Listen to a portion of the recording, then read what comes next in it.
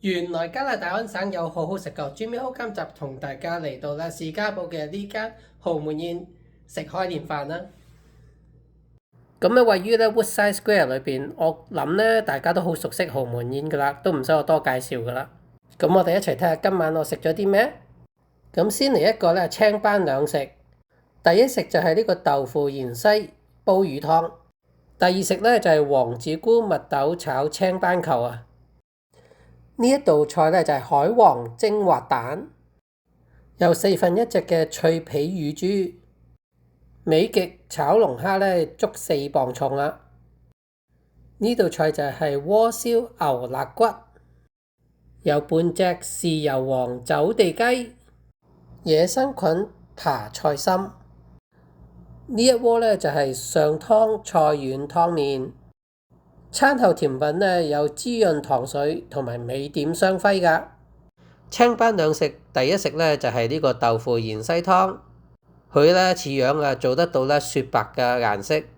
我覺得飲魚湯咧配豆腐同芫茜咧係最配㗎。用嚟煲湯嘅魚骨、魚頭、魚尾，畢咗出嚟咧又係另外一道菜啦。個湯帶少少薑同埋胡椒粉嘅香味，再加埋芫茜嘅味道咧，劈咗魚嘅腥味。而又唔會遮咗咧魚嗰個鮮甜味道㗎。魚骨、魚頭、魚尾咧，剩翻落嚟啲魚肉咧都仲係好多㗎。雖然咧係煲完湯，但係嗰啲魚肉咧都仲係好嫩、好鮮甜㗎。呢個魚湯咧好味道，我飲完一碗，我再添多碗啊。青班第二食咧就係 fillet 咗啲肉愛嚟炒班球。你睇下塊魚咧幾大嚿幾厚肉，配咗啲蜜豆啊、韭黃、西芹。呢個班球咧炒得好好啊，好夠鑊氣啊！魚肉咧仲係好鮮嫩㗎，個芡又唔會話太結，好正啊！1/4隻燒乳豬就配個海蜇，呢隻燒乳豬咧都唔錯㗎，乳豬皮咧好脆㗎，皮下嘅脂肪又唔會話太厚，豬肉咧又嫩啦，又唔會有話豬臭味，起埋骨嘅啖啖肉，海蜇好香嘅麻油味，咬感咧亦都好彈牙。唯一美中不足嘅咧，佢就係唔夠熱啦。不過當冷盤食咧都 OK 嘅。海皇蒸蛋裏邊有啲蝦啊帶子咁，個蛋咧都好滑㗎。豉油咧就偏鹹咗少少。如果攞嚟送飯咧係 OK 嘅。4磅嘅美極龍蝦足稱嘅，又冇超磅，唔使加錢。美極醬汁咧好惹味㗎，但係咧就稍為偏甜咗少少。我今次真係好無聊啊！真係數下佢有幾粒波子，一數之下咧，我自己都有啲 surprise 啊，有成10幾粒波子咁多啊！龍蝦就新鮮啦，游水啊，啲肉咧彈牙㗎，食得好開心㗎。呢半隻豉油雞咧係用走地雞做㗎，雞皮下嘅脂肪唔會話好厚，唔會話好肥膩，啲雞肉咧又幾實淨㗎，嗰個豉油咧都好香。呢個鍋燒牛肋骨啊，哇，好大嚿啊塊牛扒，食一塊咧都飽咗一半啦。不過佢真係炆得好腍啊，又好入味。結果咧我都食咗2塊啊。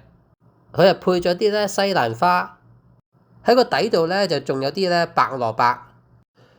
嗰啲牛肋骨嘅肉汁味道咧，炆到入晒落去咧啲白蘿蔔裏邊，同個主角牛肋骨一樣咁好味啊！